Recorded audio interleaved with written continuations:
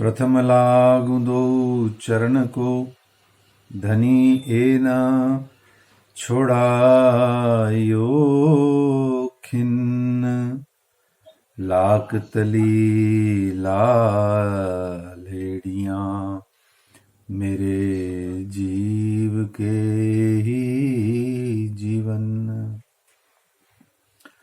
इन पांव तले पड़ी रहूं, इन पांव तले पड़ी रहूं। धनी नजर खोलो बातून, पलना बालू निरखूं नेत्रे मेरे जीव के ही जीवन। मेरे जीव के ही जीवन। वंदो सद्गुरु चरण को, करूं सो प्रेम प्रणाम। अशुभ हरण मंगल करण, श्री देव चंद्र जी नाम। श्री प्राणनाथ निज मूलपति, श्री महराज सुनाम। तेज कुंवर श्यामा जुगल जी को, पल पल करूं प्रणाम। पल पल करूं प्रणाम। बोलिए श्री प्राणनाथ प्यारे की जय। धाम के धनी की जय। श्री कृष्ण कन्हैया लाल की जय। श्री श्यामा महारानी जी की जय। श्री सद्गुरु महाराज की जय।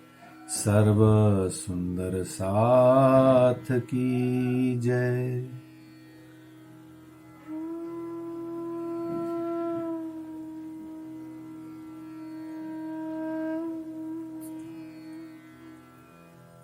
समस्त वाणी हमें जो देती है उसका नाम है परमधाम, परमात्मा, परात्मा और परमधाम की पार की लीलाओं का ज्ञान। जब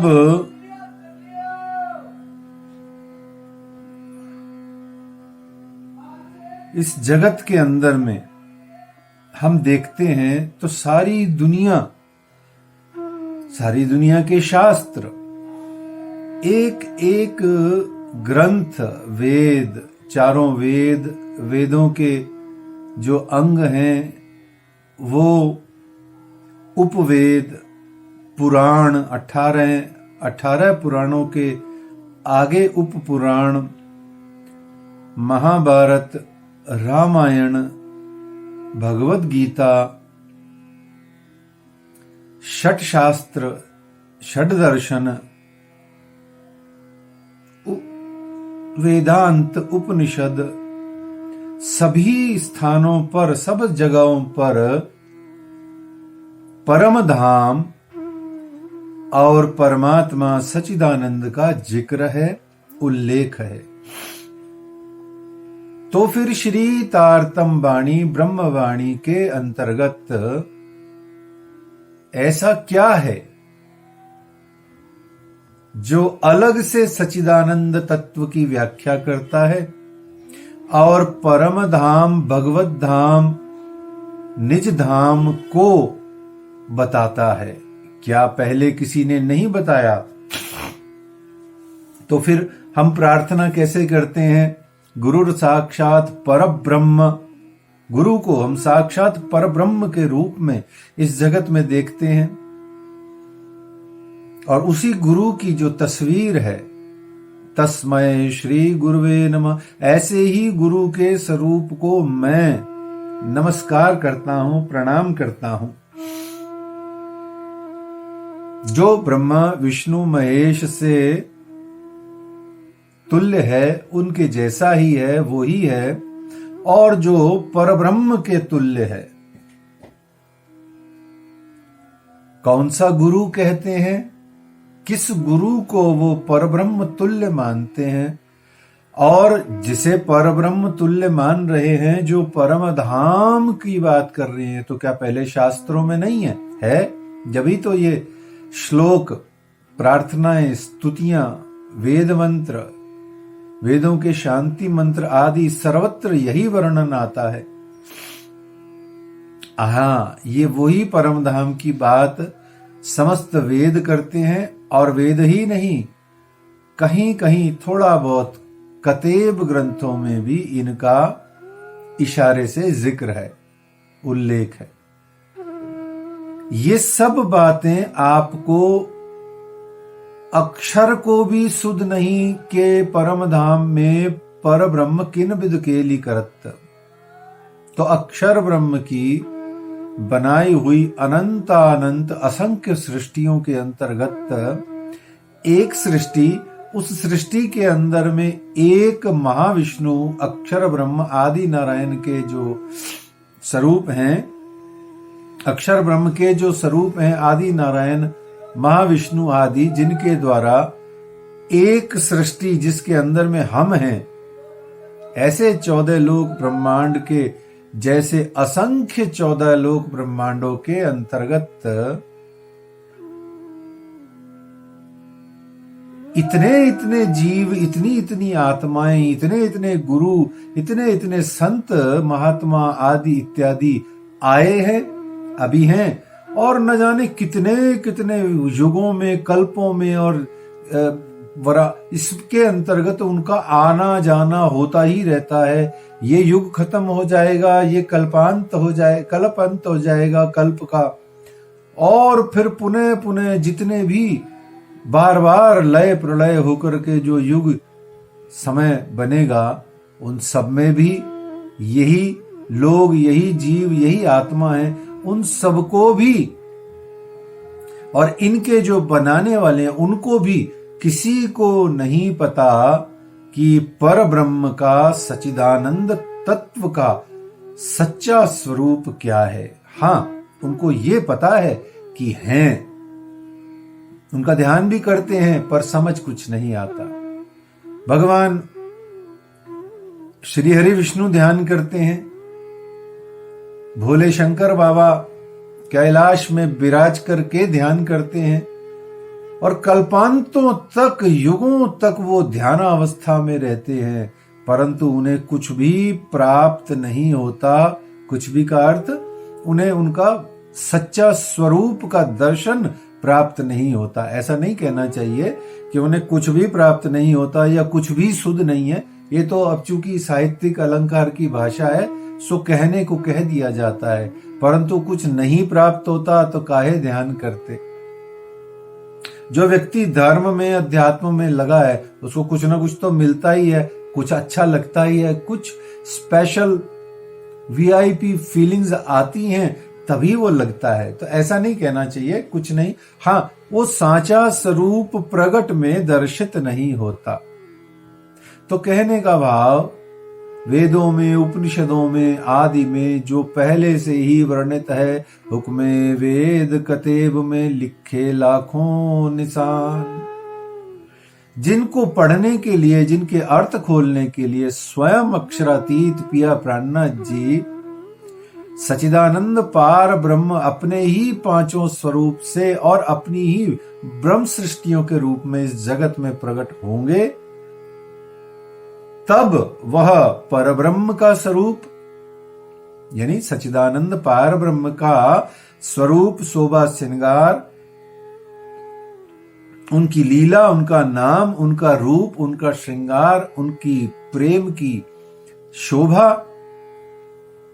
और परमधाम का जो विस्तृत सुंदर वर्णन है वो प्रकट होगा। ये बात समझने की है।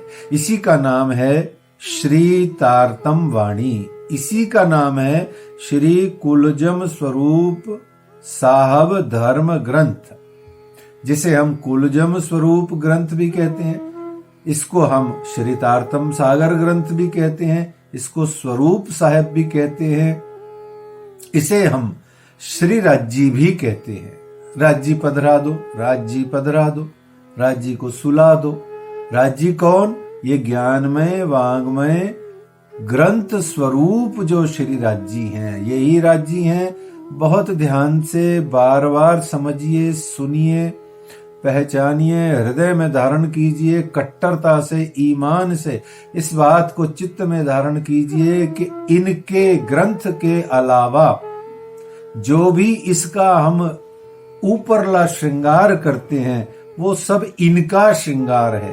यदि ये नहीं तो वो श्रृंगार, पगड़ी, माला, वस्त्र, भूषण, आभूषण, उनका मंदिर, उनके बड़े बड़े भव्य दिव्य मंदिर, ये सब कुछ भी काम के नहीं यदि ग्रंथ नहीं, यदि ये ज्ञानमय वांग्मय श्री तारतम वाणी नहीं है तो फिर श्रृंगार भी कुछ नहीं है। वो सब जो भी है वो आप जानो, आपका काम जाने, लेकिन वो कुछ भी नहीं है।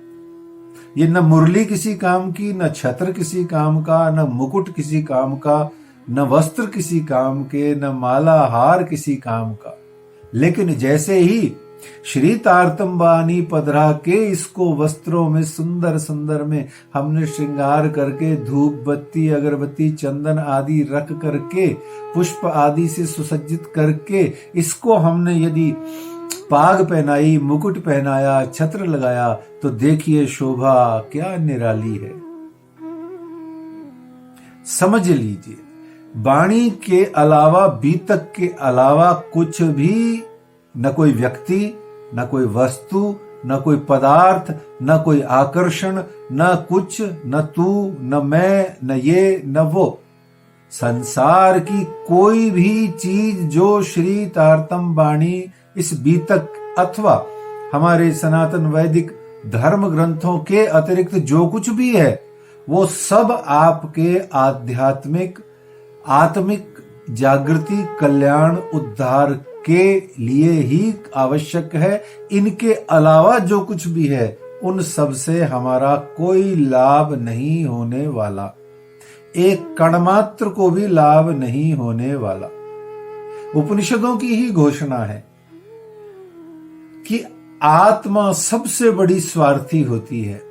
वो अपने आनंद के लिए सबको संबंध बनाती है, सबसे रखती है।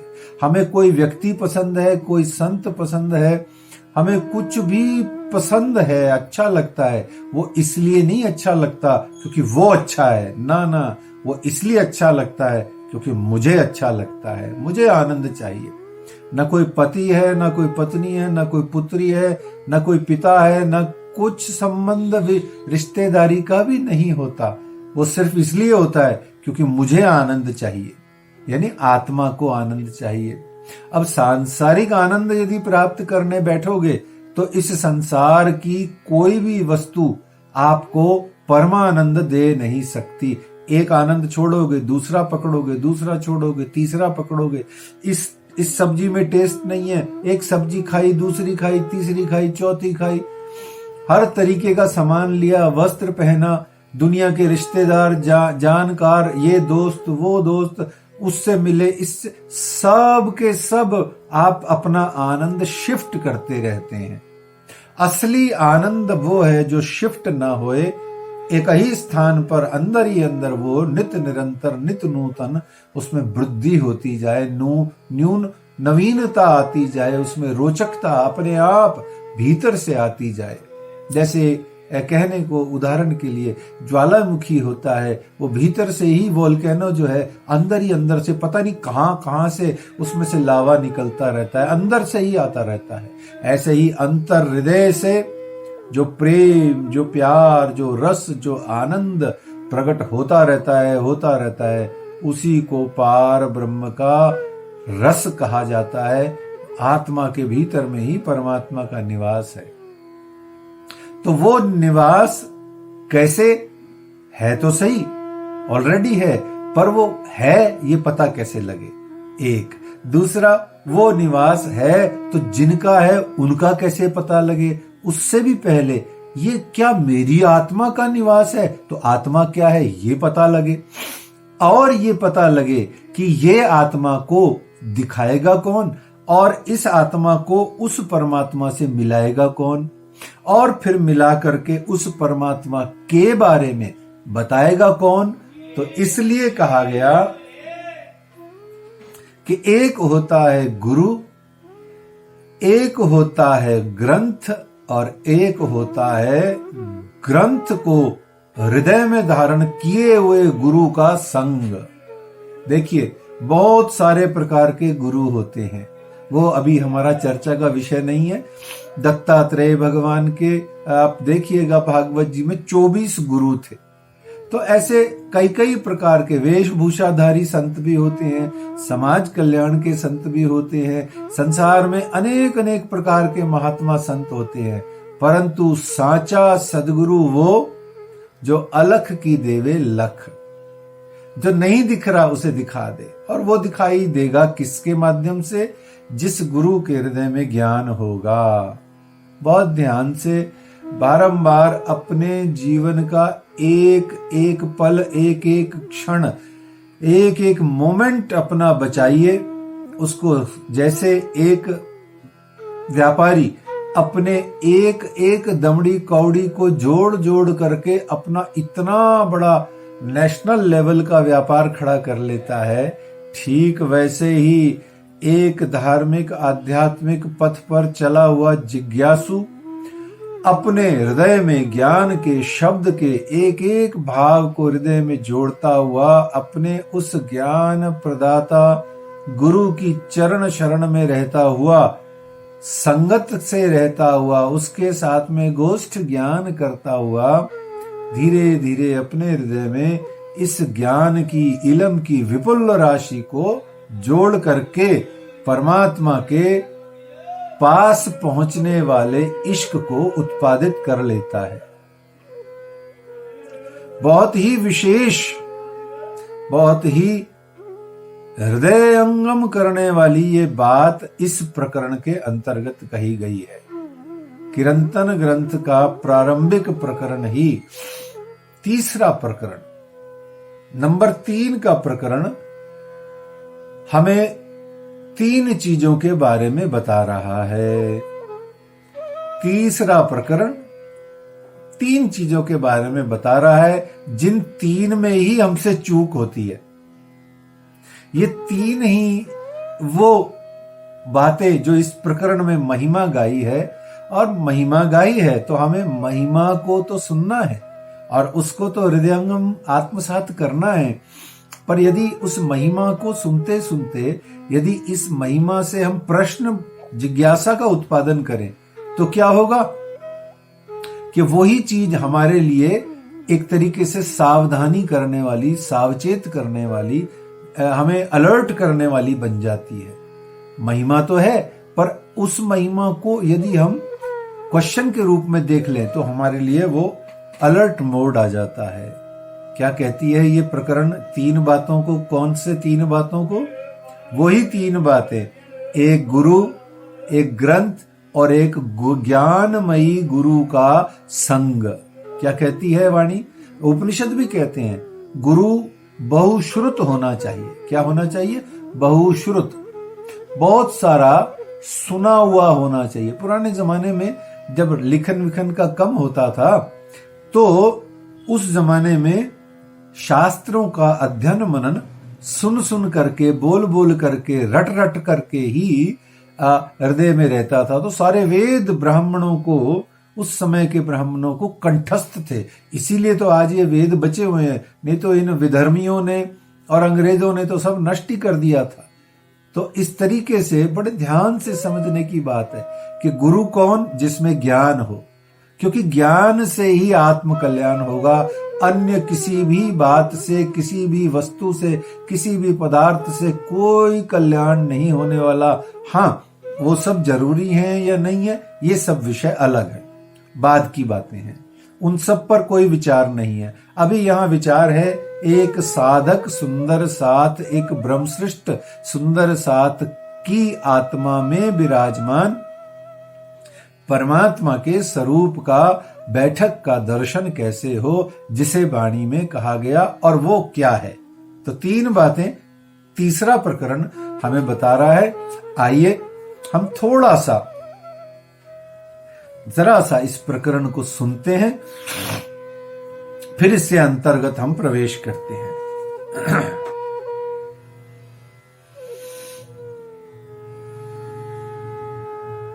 साधो भाई चीनो, शब्द कोई चीनो, साधो भाई चीनो, शब्द कोई चीनो, साधो भाई चीनो, शब्द कोई चीनो।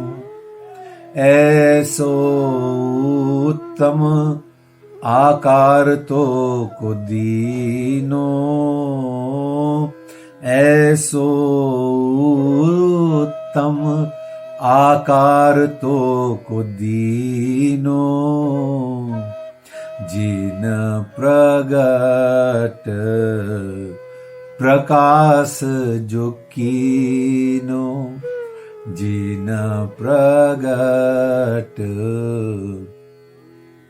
प्रकाश जो कीनो, साधो भाई चीनो, शब्द कोई चीनो, साधो भाई चीनो, शब्द कोई चीनो। मान के देह अखंड फल पाइए, सो क्यों पाए के बिरथा गमाए, ए तो अदखिन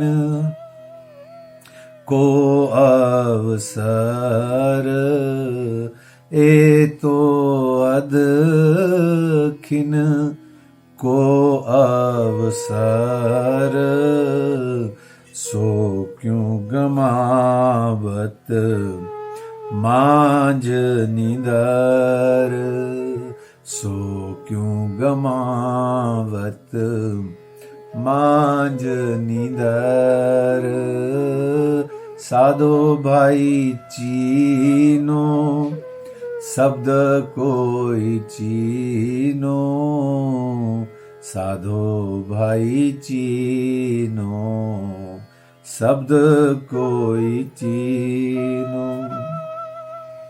शास्त्र ले चले सतगुरु सोई, बानी सकल को एक अर्थ होई, बाणी सकल को एक अर्थ होई, सब सयानों की एक मत पाई, सब सयानों की एक मत पाई, पर अजान देखे रे जुदाई, पर अजान देखे रे जुदाई,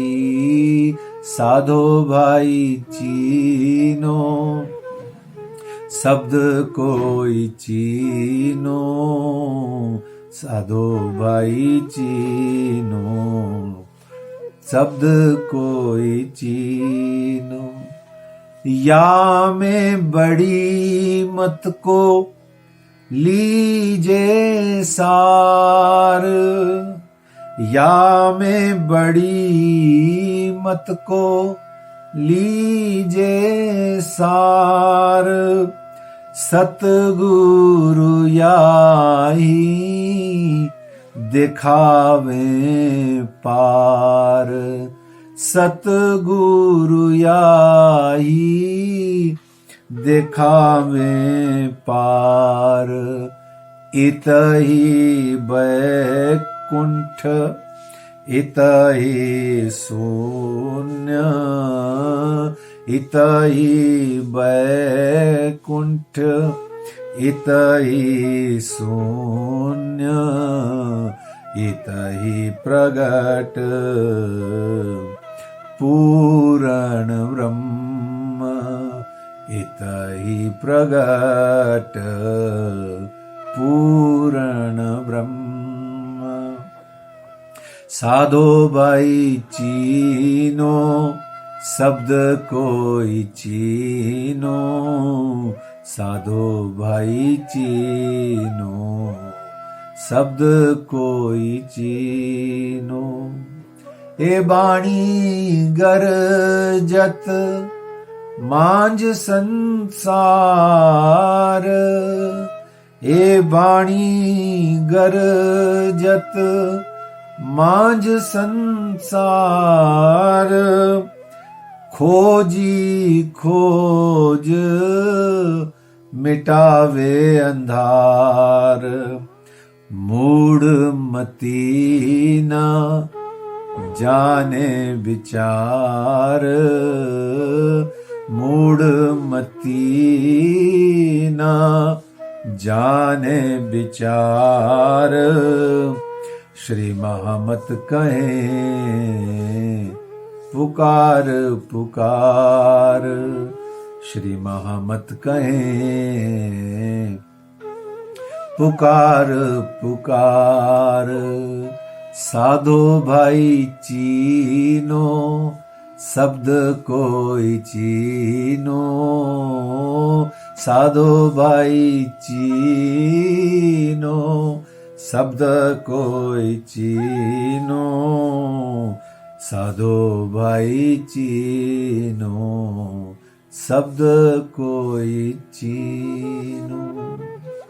हे साधो, हे संतों, हे महंतों, हे सभी प्रकार के सुंदर साथ, हे साधकों, हे विद्यार्थियों, हे जिज्ञासुओं, सभी प्रकार के बद्ध मुक्त नित्य मुक्त सभी प्रकार की सृष्टियों सुनो। यह साधो का अर्थ उस व्यक्ति से लिया गया है जो अंतर हृदय में रत्ती भर भी, नेक भी, रंचक मात्र भी जिसके हृदय में परमात्मा प्रियतम के प्रति कैसा भी उल्ट पुल्ट कैसा भी भाव है।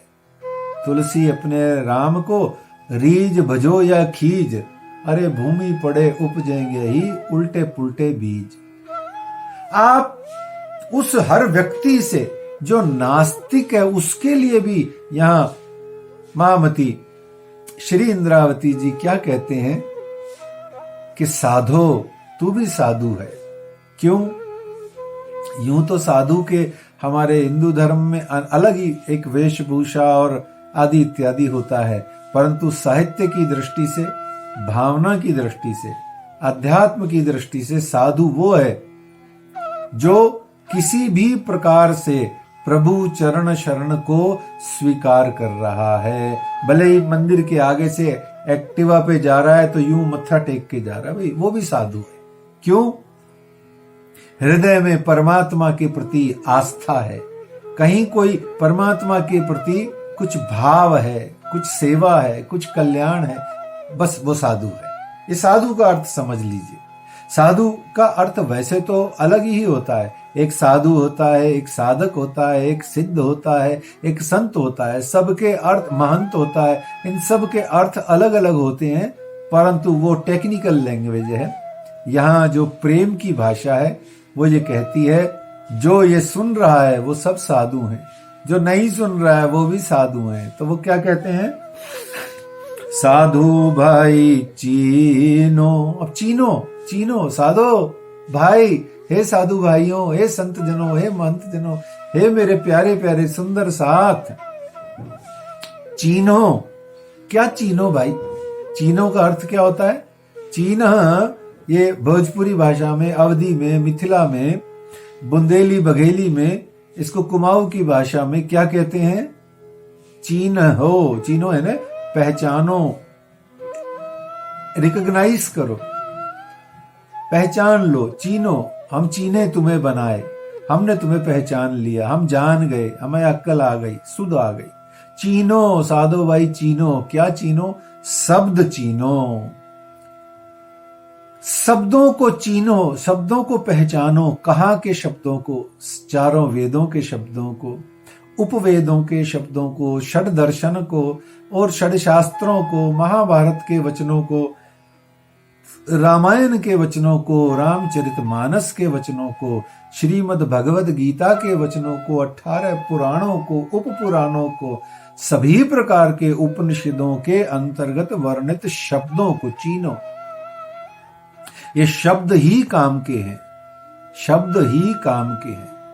शब्द बहुत काम के, संसार के लोक व्यवहार में भी शब्द काम आते हैं। एक व्यापारी बाणिया जो होता है वो मीठा मीठा बोल करके जहर को भी बेच लेता है, और एक जो कड़वी जुबान का आदमी होता है उसकी शहद ओरिजिनल होते हुए भी नहीं बिकती।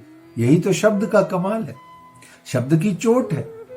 इसीलिए वाणी, पूरी वाणी का अर्थ ही शब्द है, इसीलिए पूरी वाणी का अर्थ ही शब्द है। पूरे ज्ञान का, शास्त्र का एक देसी शब्द है, देसी अर्थ है शब्द। शब्द ही ब्रह्म है, शब्दों के रूप में ज्ञान है, वो ज्ञान ही ब्रह्म है। प्रज्ञानम ब्रह्म, ये पूरी वाणी शब्द है, शब्दों का संचय है। पूरे शब्द हैं। कितने शब्द हैं? ढेर सारे शब्द हैं। जैसे 18,758 चौपाइयां हैं। चौपाई का अर्थ हुआ 4 चरण हैं। 18,758 को अगर हम 4 से गुणा कर दें तो इतने चरण हो गए, और एक चरण में लगभग 16 अक्षर होते हैं। तो उनको 18,758 को 4 से गुना कर दो, फिर उसके बाद में 4 से गुना करके जो उत्तर आए उसको 16 से गुना कर दो, तो लगभग इतने अक्षर हैं। फिर आगे करेंगे, उसमें व्यंजन स्वर निकालेंगे तो न जाने कितना कितना विस्तार हो जाता है। ये शब्द ही तो है। ये सभी अक्षरों के समुच्चय को शब्द ही तो कहते हैं, और शब्दों के समुच्चय को वाक्य कहते हैं, और वाक्यों के समुच्चय को, सारे को जोड़ करके ज्ञान कहते हैं। ये ज्ञान स्वयं साक्षात अक्षरातीत सचिदानंद पूर्णात पूर्ण पुरुषोत्तम परमात्मा ही है। और इनसे, ज्ञान से कुछ मिलेगा, गलत फहमी है। ध्यान से सुनिए, शब्द कोई चीनो, शब्द चीनो यानी शब्द ही ब्रह्म है, प्रज्ञानम ब्रह्म। इसीलिए श्रीमद् भगवद गीता के अंतर्गत भगवान श्री कृष्ण ने अर्जुन को कहा, श्रद्धावान लभते ज्ञानम। ज्ञान का दूसरे शब्दों में अर्थ होता है दिव्य दृष्टि। परमात्मा श्री कृष्ण कह रहे हैं कि श्रद्धावान लभते ज्ञानम एक, और दोबारा कहते हैं न ही ज्ञानेन सदृशम पवित्रम ईय विद्यते। इस ज्ञान के समान कुछ भी ऐसा नहीं है जो पवित्र है, या दूसरा अर्थ, इस ज्ञान के समान कुछ भी इस संसार में ऐसा नहीं है जो आपके मल युक्त हृदय को निर्मल कर दे, ये बुद्धि में से विकारों को जो नष्ट कर दे, ऐसा ज्ञान के सिवाय और कुछ भी नहीं है। इसीलिए प्रज्ञानम ब्रह्म कहा, और इसीलिए परमात्मा श्री कृष्ण ने अर्जुन को कहा कि दिव्यम ददामि ते चक्षु। मैं अर्जुन, परमात्मा सचिदानंद श्री कृष्ण, तुझे दिव्यम ददामि ते चक्षु, मैं तुझे वो चक्षु यानी आंखें प्रदान करता हूं जिससे तुम इस ज्ञान के अंतर्गत निहित मुझ सचिदानंद पार ब्रह्म के पूर्ण स्वरूप को, विराट स्वरूप का दर्शन कर पाओ। तो ज्ञान का अर्थ होता है दिव्य दृष्टि। ज्ञान का अर्थ होता है और अच्छे से देखो। दिव्य दृष्टि क्या करोगे? भगवान दिख जाएंगे, क्या करोगे? रुको, भगवान दिख जाएं, ये दिव्य दृष्टि ज्ञान है, परंतु असल में और निचोड़ो तो असल में जो निचोड़ का निचोड़ आता है उसे कहते हैं प्रेम, उसे कहते हैं भक्ति, उसे कहते हैं रस, और उसे श्री तारतम वाणी में कहा गया इसक। तो इलम और इसक, इनका एक ही बात है। तो यहां बार बार 3 बातें आपको कह रहे हैं, साधो भाई चीनो, शब्द कोई चीनो। क्यों? क्यों चीनो, क्या चीनो भाई, ऐसा क्या हो गया? बोले ऐसो उत्तम आकार तो को दीनो, इतना उत्तम, सर्वोत्तम, सर्वोत्कृष्ट, सुंदरतम 84 लाख योनियों को क्रॉस करता हुआ, बियॉन्ड करता हुआ, इनके ऊपर ऊपर सुंदरता का जो साक्षात स्वरूप मनुष्य स्वरूप है, वो तुम्हें परमात्मा ने अपनी कृपा के फलस्वरूप दिया। क्यों दिया? बोले क्या लाभ है इस स्वरूप का, इस आकार का? बोले जिन प्रगट प्रकाश जो कीनो, जिसने इन शब्दों के भीतर में से पार ब्रह्म परमात्मा को प्रकट करके अपने हृदय में धारण कर लिया, और ऐसे सुंदर उस स्वरूप को, उस आकार को, उन शब्दों को तुम चीनो, बहुत प्यार से चीनो, पर चीन नहीं सकते सीधा सीधा, सहायता चाहिए, कुछ ऐसा चाहिए, एक गुरु चाहिए जो ज्ञान प्रदान करे, जो बैठ करके एक एक शब्दों को समझाए, बताए, बुझाए, चरण में जिसके बैठ करके सेवा करके आप उसे प्राप्त करो।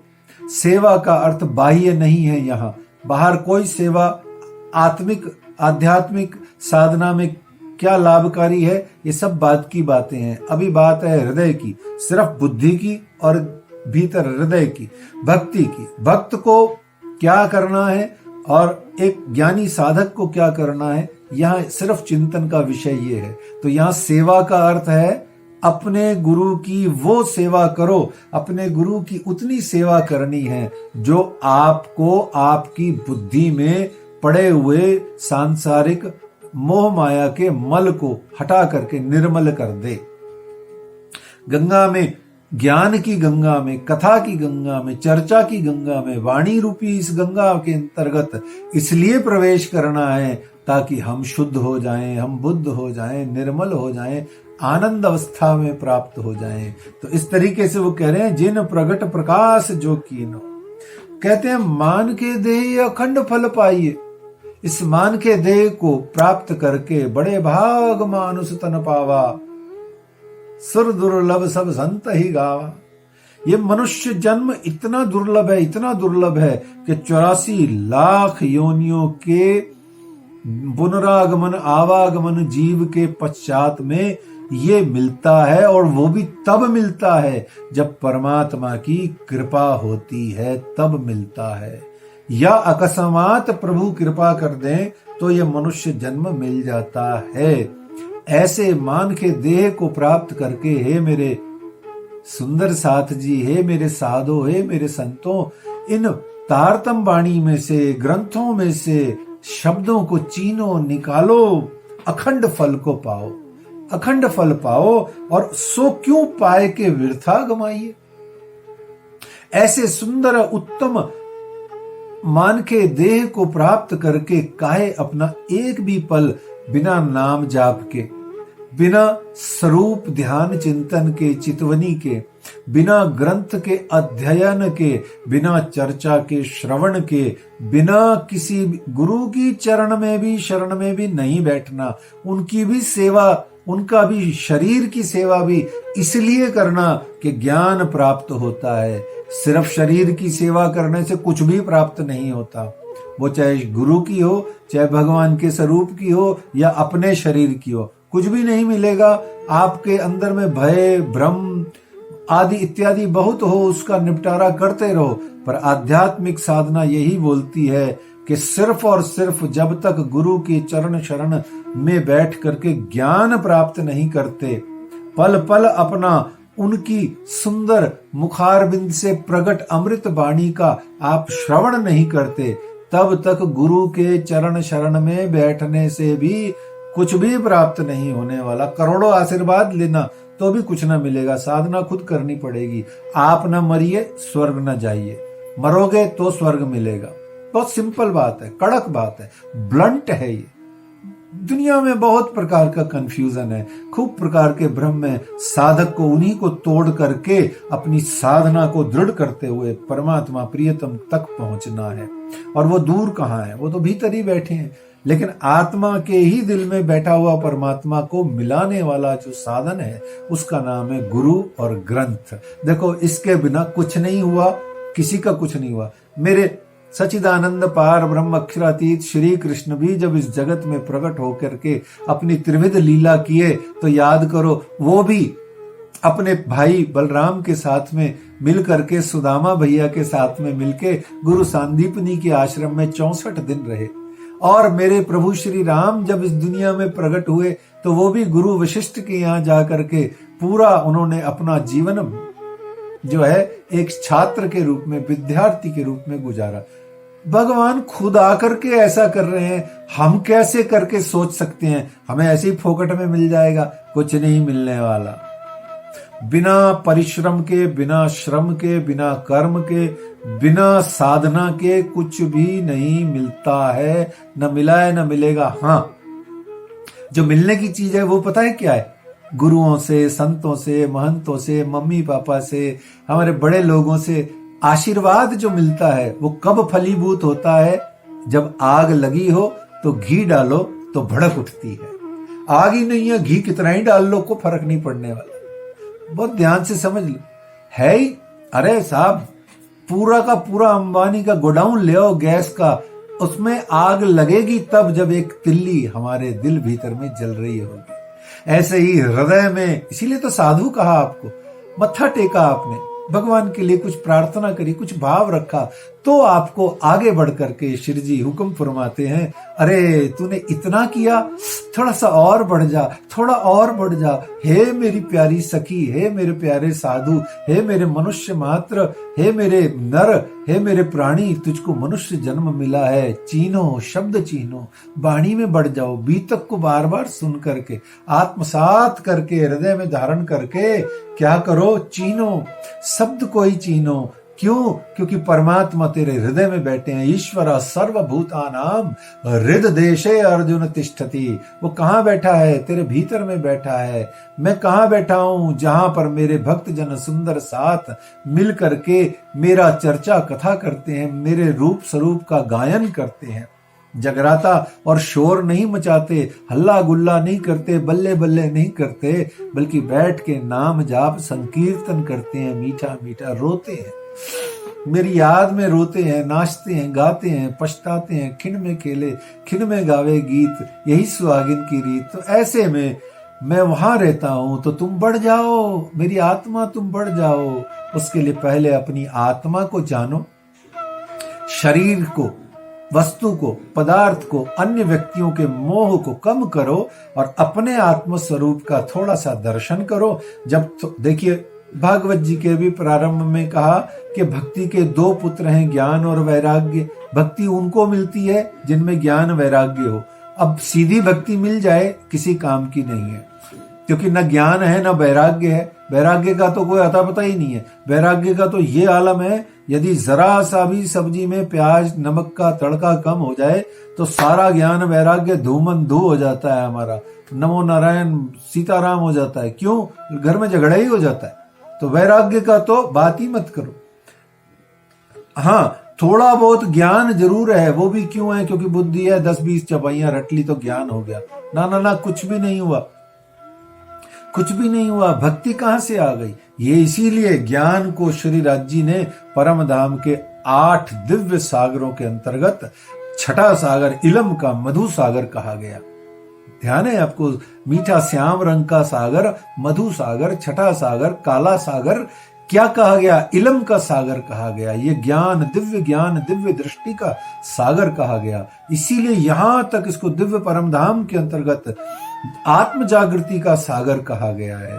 तो मेरे प्यारे प्यारे सुंदर साथ जी, श्री महामती जी बार बार कह रहे हैं, क्या कह रहे हैं? कि शब्द चीनो और ऐसे सदगुरु को पकड़ लो। किनको? जो माए निर्मल बाहिर देवे न देखाई, वाको पार ब्रह्म सो पहचान। जो माहे निर्मल बाहिर देवे न देखाई, वाको पार ब्रह्म सो पहचान। श्री महामत कहे संगत करवा की करवाई सो गोष्ठ ज्ञान। सिर्फ उस गुरु के साथ बैठ करके गोष्ठ ज्ञान करो, अपना टाइम स्पेंड करो। अन्यथा और जो कोई भी वेशभूषाधारी संत भी हो, मत्था टेको, निरादर अनादर किसी का नहीं करना।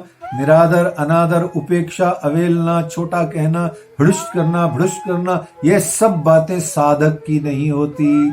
याद रखिए, किसी को भी उपेक्षित करते ही परमात्मा हमें उपेक्षित कर देते हैं। बोले इसके अंदर में तो अभी छोटू बड़ू भरा हुआ है, इसके अंदर में तो अभी काला गोरा भरा हुआ है, इसके अंदर तो अभी ऊंच नीच भरी है, इसके अंदर तो न जाने कैसे कैसे भेद बुद्धि है। परमात्मा अभी उसको अपनाते नहीं। तो जो उपेक्षा किसी की नहीं, सबको मत्था टेको, सबको प्रणाम करो, सबके दान दक्षिणा दो, सबको कुछ जो भी भोजन प्रसाद कराना है कराओ। परंतु महामती श्री इंद्रावती जी बार बार घोषणा करती हैं कि जो अंतर हृदय में ज्ञान से परिपूर्ण हो, सिर्फ उसी के साथ में बैठ करके गोष्ठी करो, ज्ञान की गोष्ठी करो, अर्थात उसके साथ में बैठ के चर्चा कथा का श्रवण करो, सहूर करो, और उस प्रकार का जो भी कुछ ज्ञान की वार्ता हो सकती है वो करो। पन्ना परम धाम के अंतर्गत अष्ट प्रहर सेवा के अंतर्गत आप देखो कि रात्रि प्रारंभ होने से लेके प्रातः काल तक गूढ़ गंभीर ज्ञान चर्चाएं सुंदर साथ आपस में रात भर करता है। दिन भर भी यही करता है, रात को भी यही करता है। कोई गाने नहीं गाता, कोई डांस नहीं करता, कोई किसी भी प्रकार का। आज जो हल्ले गुल्ले होते हैं, इतने पन्ना जी में भी होते हैं, वो कोई हल्ले गुल्ले नहीं होते थे। उस समय तो क्या कहते थे, मुंह से एक शब्द बोलन की, थोड़ा चुपाई याद नहीं है, इस शब्द बोलन की काहू न रही मजाल। किसी की वहां पर पिन ड्रॉप साइलेंस होता था, किसी की मजाल नहीं होती कि एक शब्द भी बोल जाओ, खुर सी आवाज भी आ जाए, जरा सा भी ढंग सा आवाज आ जाए, इतनी भी किसी की मजाल नहीं होती थी। आज हमने तो बिल्कुल मजाक बना रखा है। वो एक अलग बात है, जो भी है सब सुंदर साथ समझदार हैं। तो इस प्रकार से जो ज्ञान है, गोष्ठ ज्ञान है, वो हमें करना है। और गोष्ठ ज्ञान किससे करना है? जो माहे निर्मल बाहिर देवे न देखाई, वाको पार ब्रह्म सो पहचान। आपको दिखेगा नहीं, वो संसार में प्रकट रूप से नहीं दिखेगा। रू अल्लाह पेहरी अंदर पर हुई नहीं जाहिर, दुनिया हृदय आंधली सो देखे नजर बाहर। ये कारी कामरी रे मुंह को प्यारी लागे तू, है ना। ये कारी कामरी ओढ़ करके अपने ही साधनालय में, अपने ही गृह में, अपने ही घर में, अपनी ही कुटिया में जो निवास करते हैं, उनको जैसे निजानंद स्वामी सदगुरु धनी श्री देव चंद्र जी महाराज, ये प्रकरण उन्हीं सदगुरु की ओर ये इंगित करता है। तो शास्त्र ले चले सदगुरु सोई, बानी सकल को एक अर्थ होई, सब सयानों की एक मत पाई, पर अजान देखे रे जुदाई। जैसे मेरे देवचंद्र जी महाराज सदगुरु के अंदर में सभी शास्त्रों का निचोड़ था, और उन्होंने कहा कि पार ब्रह्म तो पूर्ण एक है, ये जो अनेक परमेश्वर कहावे, है ना। उन्होंने ही कहा मत देखो जुदाई, मत देखो अलग अलग, सब एक हैं, राज्य वही हैं, सच्चिदानंद परमात्मा वही एक हैं। खैर ये एक अलग विषय है कि कैसे एक हैं, परंतु यहाँ आपको बताया जा रहा है कि सदगुरु के हृदय में ये स्वरूप स्पष्ट होता है। अतः ऐसे स्वरूप सदगुरु को, ऐसे गुरु, अच्छा गुरु और सदगुरु में कोई अंतर नहीं होता है, ये बड़े भाव से रखिएगा। प्यार आ जाता है ज्यादा तो वो गुरु ही सदगुरु को कह देते हैं, और सदगुरु को गुरु कहते हैं, एक ही बात होती, कोई अंतर नहीं होता दोनों में। ये सब मनुष्य में, हमारे लोगों में कंफ्यूजन्स हैं। सदगुरु बड़ा हो गया, गुरु छोटा हो गया। अरे भाई, जो गुरु और सदगुरु के अंदर में छोटू बड़ू कर दोगे तो सोचो तो सही, अपना कैसे बेड़ा गर्क प्रारंभ में ही कर रहे हो। ना कोई गुरु छोटा होता है, ना कोई सदगुरु छोटा होता है, दोनों एक ही चीज होती है। वाणी पढ़ लेना किरंतन के शुरू के प्रकरण, उसमें सब समझ में आ जाएगा। तो इस प्रकार से ये वाणी गर्जित मांझ संसार, पूरे विश्व के अंतर्गत अखिल निखिल ब्रह्मांड में ये वाणी गरज रही है। क्या? खोजी खोज मिटावे अंधार, पसरसी 14 भवन, इसीलिए कहा गया हमें इसको, वाणी को पसरसी 14 भवन पसराना है, प्रचार प्रसार करना है। और हम कीर्तन करते हैं, हम भजन गाते हैं, हम नाचते हैं, हम कूदते हैं, हम गाते हैं, हम बहुत बड़े बड़े बड़े बड़े बड़े बड़े लंगर के आयोजन करते हैं। अरे भैया, लंगर के नहीं, यथार्थम वाणी के आयोजन करो बड़े बड़े। इतने बड़े बड़े विशाल लाखों रुपए के कार्यक्रमों में श्री तारतम वाणी की चर्चा कथा होती है 5 मिनट 6 मिनट, उसमें भी सुंदर साथ कभी इधर देखे कभी उधर देखे। तो विचार करो हम कौन है, हम क्या वो साधु हैं आदि इत्यादि। इस प्रकार से मुझे कोई उपदेश नहीं देना, मैं तो सिर्फ प्रगट प्रकाश जो कीनों का जो भाव है कि हम मान के दे पाकर के भी क्या कर रहे हैं। अच्छा, जिस पल जागो तभी सवेरा। आप 60 साल के हैं, 50 के हैं, 45 के हैं, 65 के हैं, कोई मतलब नहीं है। जब आपको समझ आ जाए, वाणी बीतक के अलावा सब त्याग दो। आज त्यागोगे, सुख पाओगे। आपको लगेगा ऐसे, हाय मैं समाज से कट गया, हाय मेरा ये हो गया, मुझे कोई पूछ नहीं रहा। ये सब कुछ भी नहीं है परम धाम में। परम धाम में हंसी होनी है। इस जगत में भी मनुष्य देह पा करके कुछ भी हाथ नहीं आना। वाणी बीतक को पकड़ो, सबका मोह त्याग दो, सबका सब कुछ त्याग दो। अंतर हृदय में, मुख से नहीं, प्रकट में नहीं। ढोंग तो करना पड़ेगा समाज में, परंतु अंतर से सब त्याग दो। कोई आए तो स्वागत करो, कोई आए तो वेलकम, नहीं आए तो भीड़ कम। आत्मा सबसे बड़ी स्वार्थी होती है। बार बार ध्यान रखो, जैसे बीमार हो जाओ, कोई रोग हो जाए, सांस घुट रहा हो, दम घुट रहा हो, तो भाग भाग के डॉक्टर के पास जाते हो। ऐसे ही भवरोग लगे इस मनुष्य को, जीव को, आत्मा को, ऐसे ही भयंकर जिज्ञासा, भयंकर अंतरतम से भाव उठना चाहिए। हाय मुझे परमात्मा मिल क्यों नहीं जाते, ये रोग लग गया है मेरे को, मेरी प्राण निकल रहे हैं, मेरी जान निकल रही है, हाय जल्दी जल्दी जल्दी जल्दी मेरे को ये मिल जाए।